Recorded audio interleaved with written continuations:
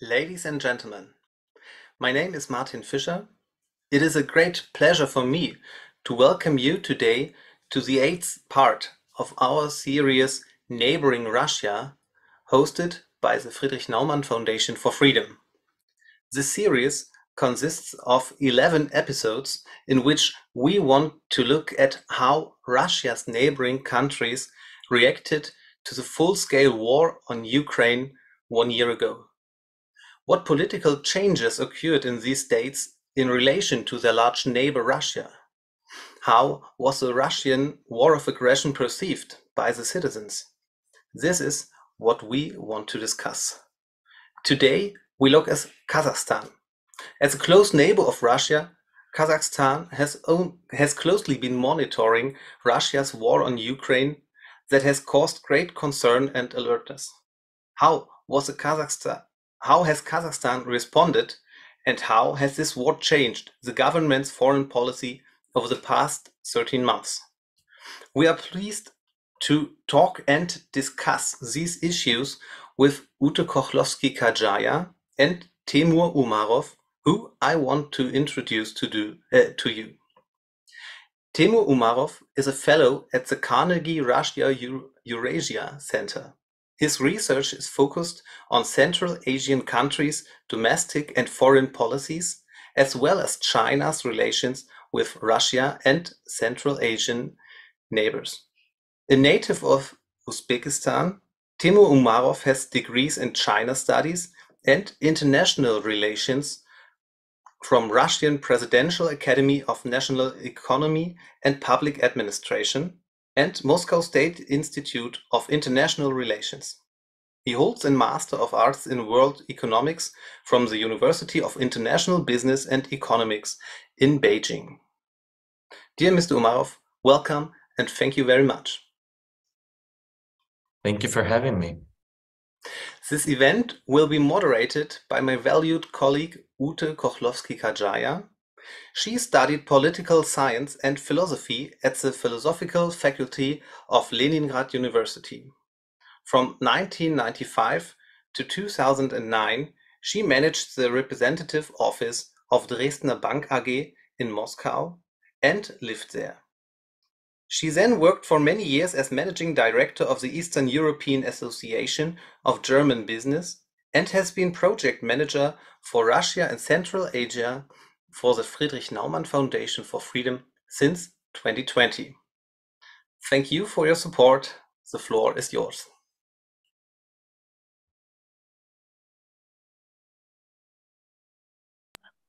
Hello, thank you very much for having me as well here with Temur together. We are today speaking about Kazakhstan, which is not only a neighbor, but also an ally of Russia. And they are consisting both in the Collective Security Treaty Organization, in the Shanghai Organization, in the GUS Organization.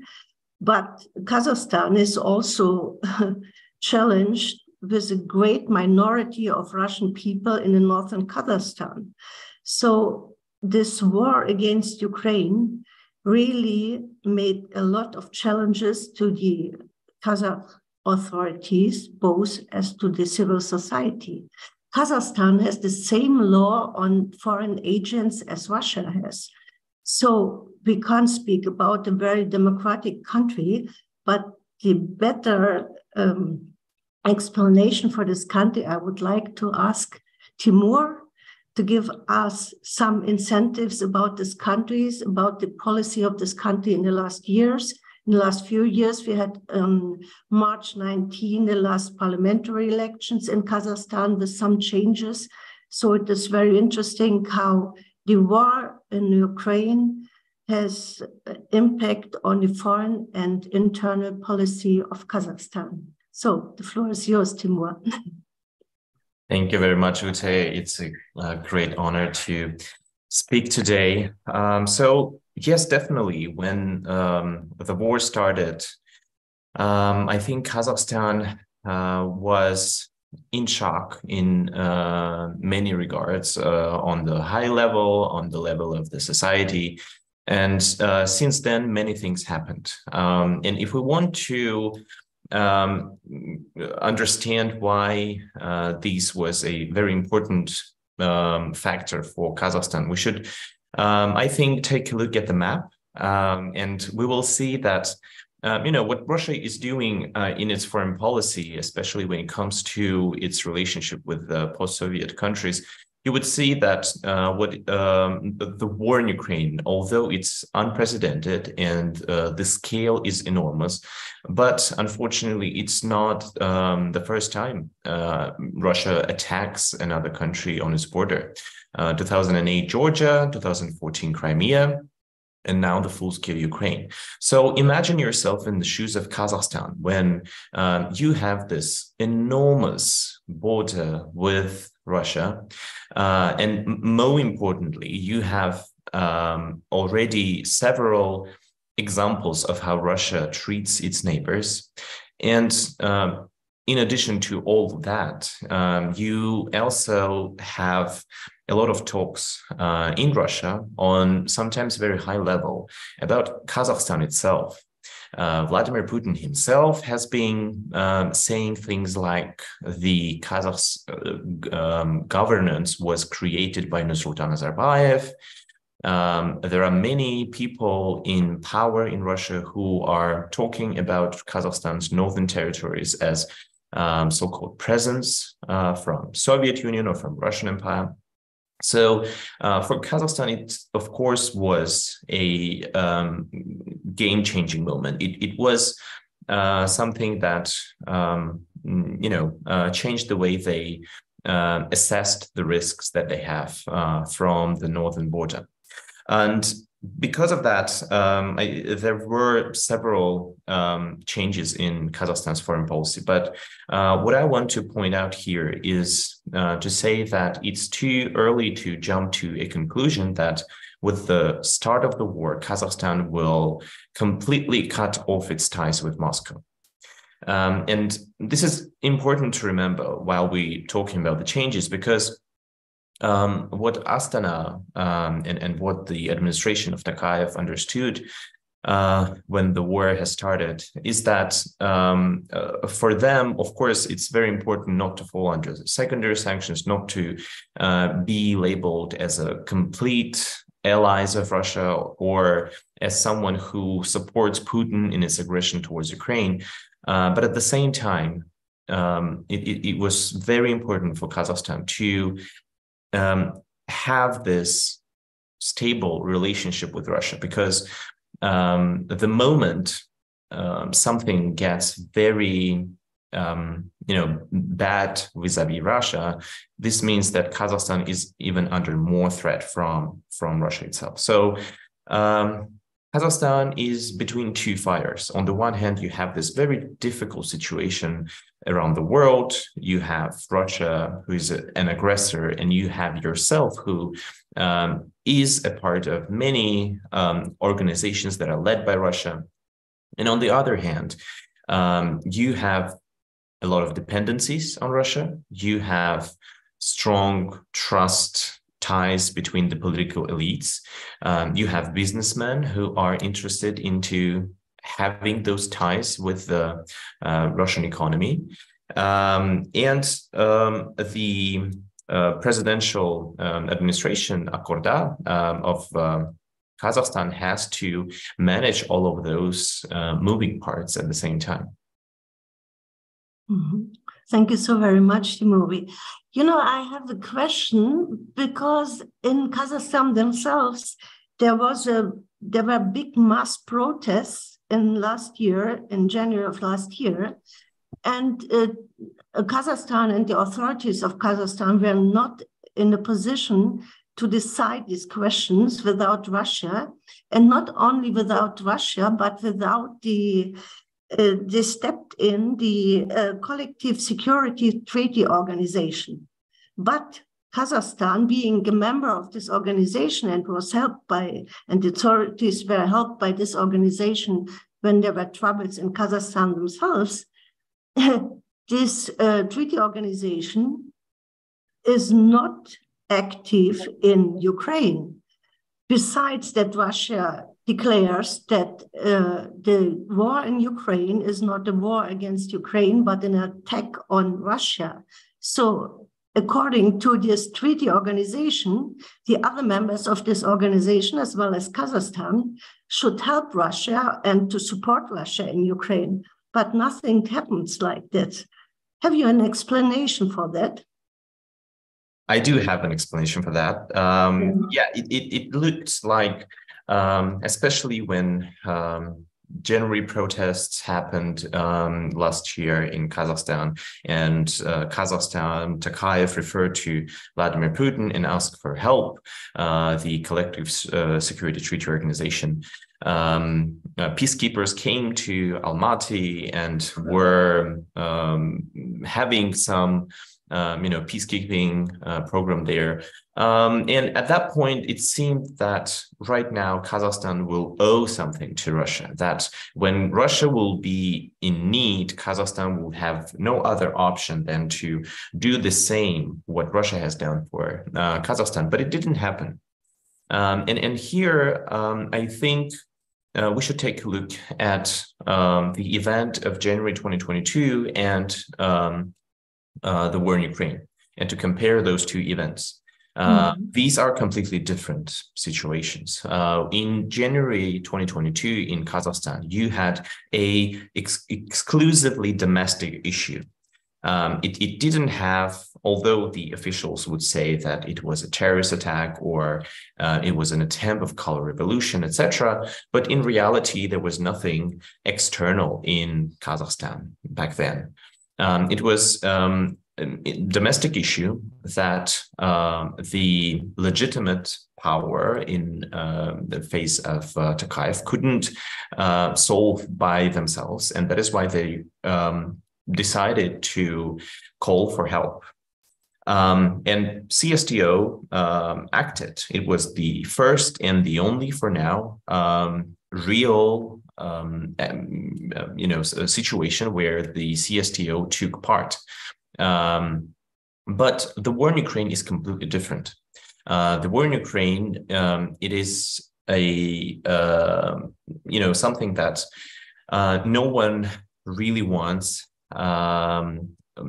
That is needed only for Vladimir Putin himself to reach the goals that no one also knows, and maybe Vladimir Putin himself doesn't know what are the goals there in Ukraine. The attempt from Moscow's side to create some kind of consensus with its own allies, it failed. Kazakhstan is not supporting Russia.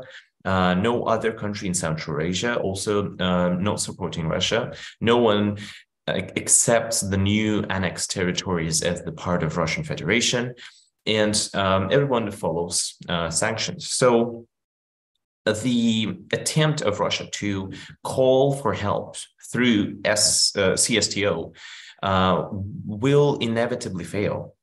It is not something that any other country would be ready to step in such a scale, right?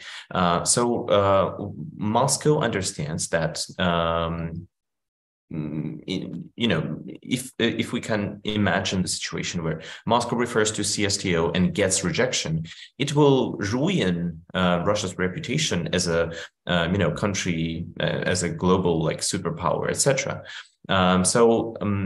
Because of that, I think Russia isn't even thinking about referring to CSTO, and it understands that no other country would support it. And because of that, we don't see even attempts from Moscow's side to drag CSTO into the war in Ukraine. And I think more importantly, the idea of CSTO is completely different from other kind of traditional military alliances, because from our point of view, from if we take a look at it from external, from the outside, it seems like Russia's military alliance, it would be logical, right, if Russia-led military alliance would step into the war in Ukraine, but it's not happening.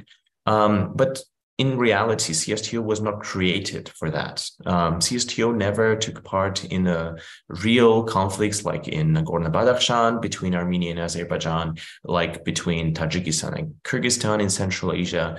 It never did. The idea behind CSTO is to have this legitimate instrument in Moscow's hand to step in while political regimes in countries who are members of CSTO have problems inside and nothing else.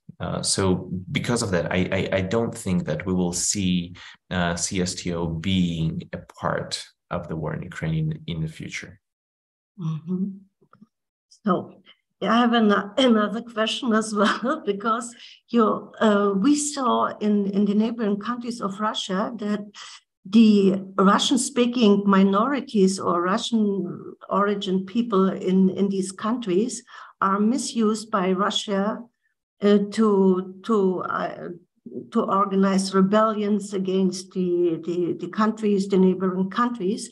And so this danger is as well in Kazakhstan, as we have a very great speaking Russian-speaking minority and Russians living in the northern parts of Kazakhstan, just as is the border region to Russia.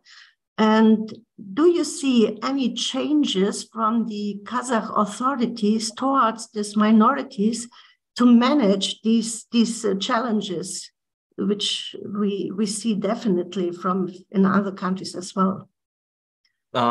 Yes, and I think that it's not something unprecedented. Actually, Kazakhstan has been working towards at least monitoring the situation in the northern part from 2014, when Russia annexed Crimea, and it became something which would potentially become a big risk for Kazakhstan. And since then, we have the deterioration of the laws against separatism. There were several cases when people who, for example, called for potential referendum to join Russia's territory in social media, they were detained and went through several problems with Kazakh laws and Kazakh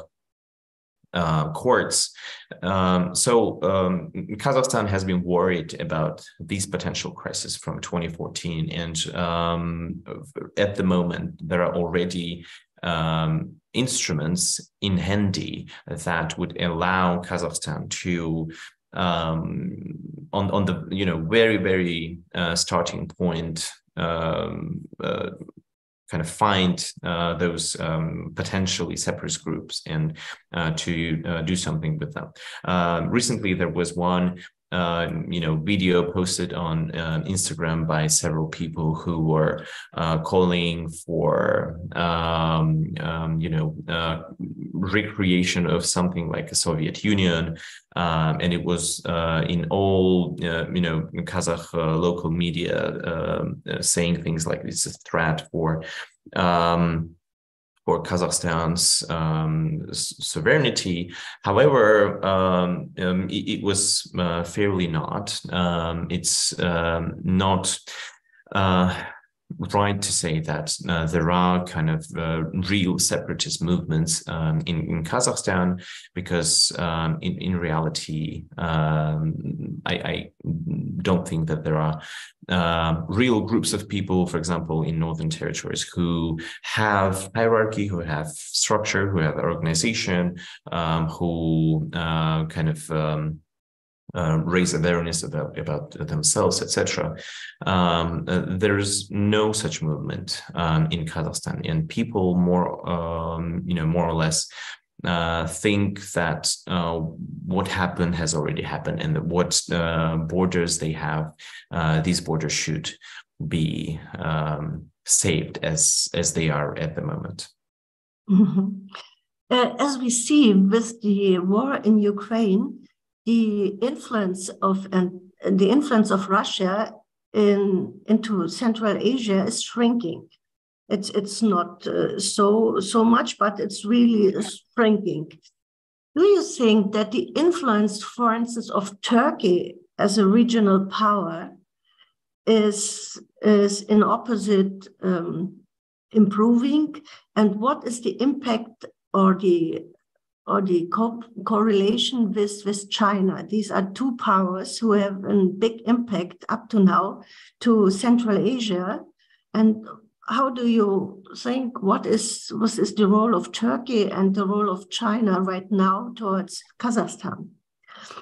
Yes, it really seems that Russia is losing its influence. But I will add to that this is a trend that we've been observing for a long time. Russia hasn't been investing in its soft power, for example, in Central Asia. Central Asia was always seen from Moscow's point of view as a region that really doesn't have many alternatives other than Russia, and that Central Asia will forever be dependent on Russia. And that is why you don't really have to spend additional resources to create a better image of yourself in Central Asia. But actually, every single crisis, every single conflict that Russia has with the West, with the world, it alienates Central Asia from Russia. And what is happening right now is another kind of point in this trend.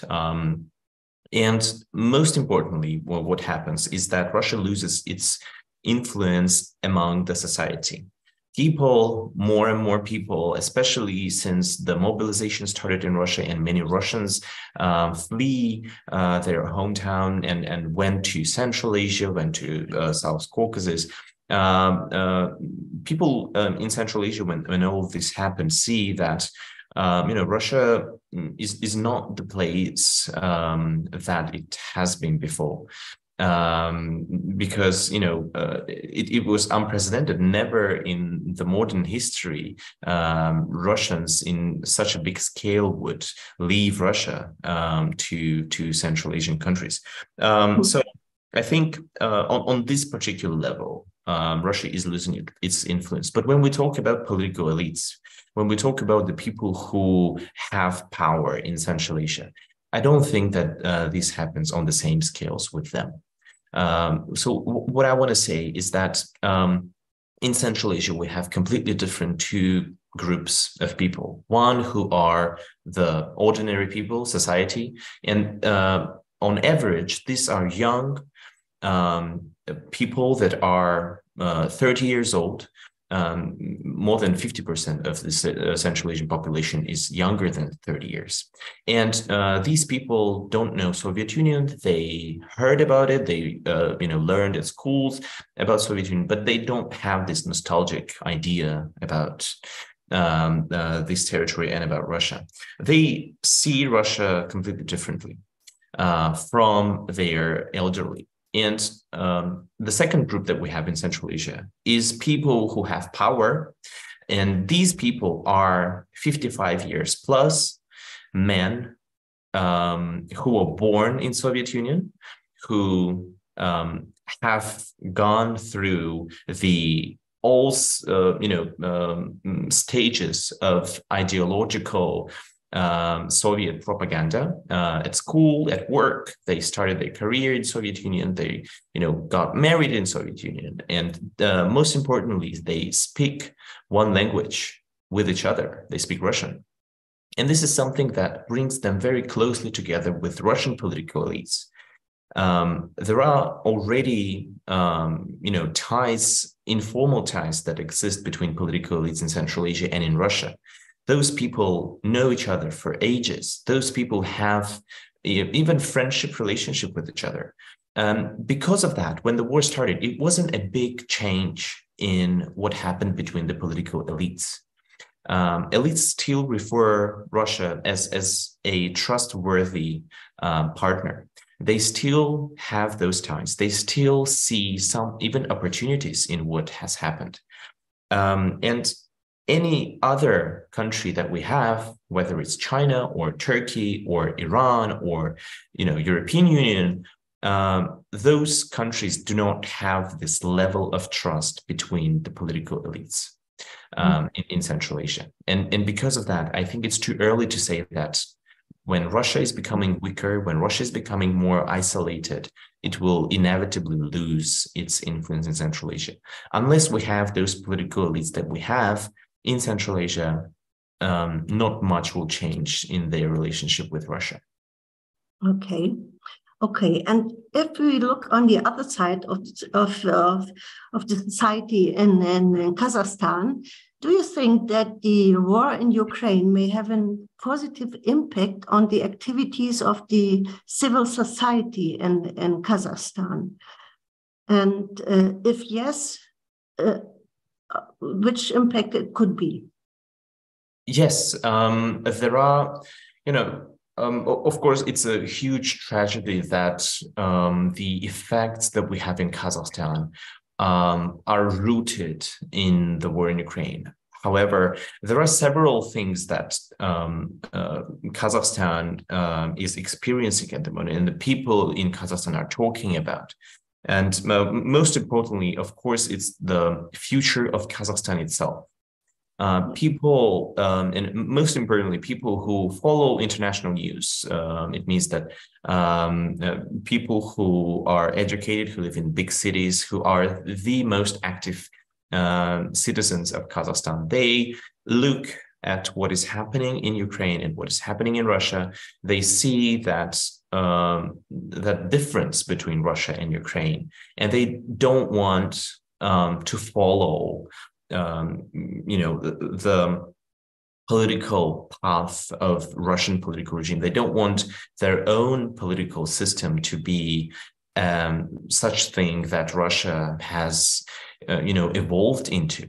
They understand that when a person sits in power for ages, for decades, and when you have a system that is concentrated in the hands of one person, this system inevitably would create a lot of problems, not only domestically, but also externally. And today's, most active Kazakh citizens don't want this to happen to their own country.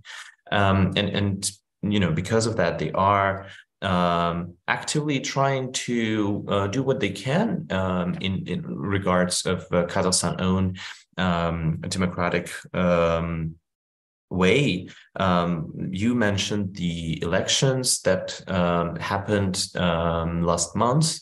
It was parliamentary elections to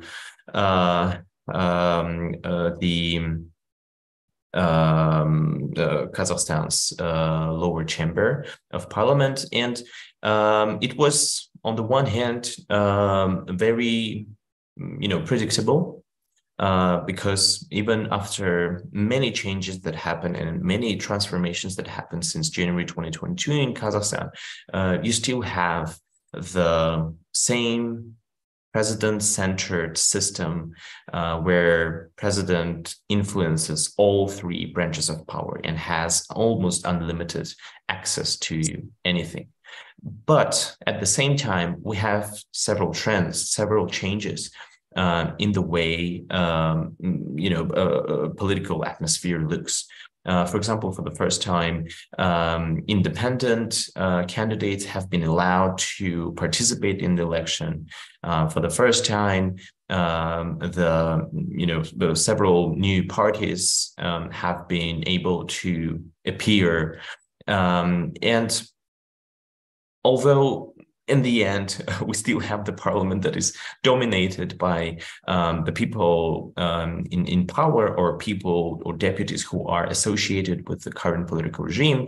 But it's very important for other independent candidates to, at least have this kind of exercise in this process of elections.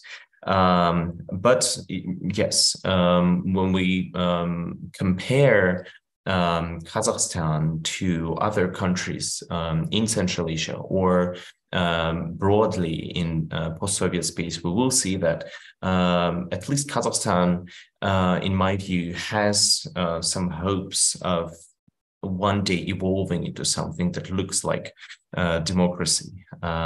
It not the same for other Central Asian countries or other countries in the region. So thank you. I have some questions from the audience. The first question is, how is Kazakhstan's democratic development going? I think partially you have already answered to this question. If you would like to add something, please do so. There is another question. Is there any unrest among Russians in Kazakhstan? And the third question was, I think we have already also answered to that.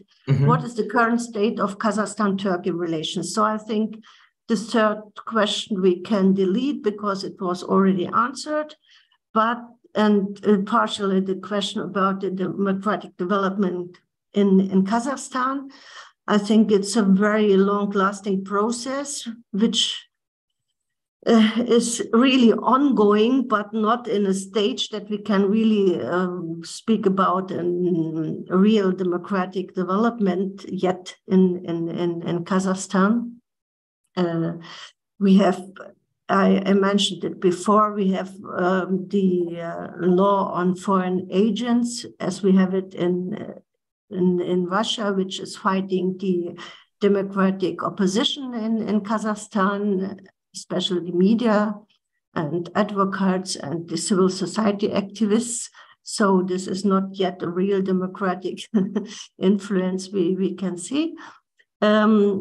But the question, is there any unrest among Russians in Kazakhstan? Could you give any answer to this question as well, please? So there hasn't been any big unrest between different ethnic societies of ethnic groups in Kazakhstan, between Russians or Kazakhs, but there is some kind of tension existing, of course, and most importantly, the idea of this, growing nationalism and the idea of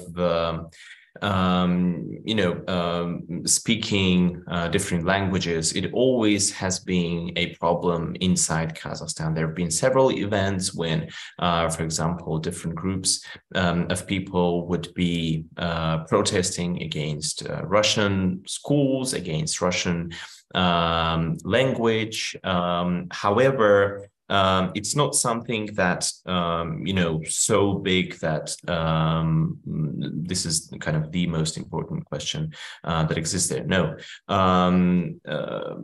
there hasn't been any, substantial or big scale unrest between different ethnic groups.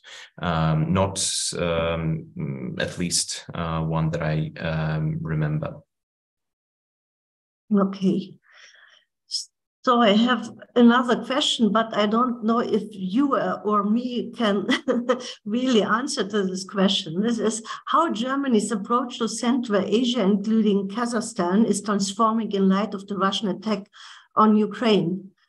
I don't know if you would like to answer to this question, but I really don't an expert of German foreign policy. Me neither an expert on German foreign policy, but I think for Germany right now, Kazakhstan has become this stable country in Eurasia, the only predictable, stable partner that is there on kind of this landmass, because Russia is no longer one. China is also acting in very different and unpredictable manners. But in Central Asia, you have Kazakhstan, and Kazakhstan seems to be, at least for now, moving to the predictable direction. And this is something that makes Kazakhstan a favorable partner. Yeah. So our time is running out already. So thank you so very much for attending this event. I think it was, I hope it was interesting to the audience. I would like to mention that the next webinar is on the 27th of April, which is concerning China as a neighbor of Russia. I think it's also very interesting, but it's already starting at 9 o'clock in the morning, as we have such a time gap with China. So please mention that 27th of April, 9 o'clock in the morning, there will be another webinar about China. So thank you all to you very much, especially to Temur, who gave us the most interesting answers to all the questions I find out, and from the questions from the audience. Thank you so very much. Have a nice evening. To the Orthodox who are attending a great Easter holiday, all the best to you. Thank you. Bye. Thank you very much.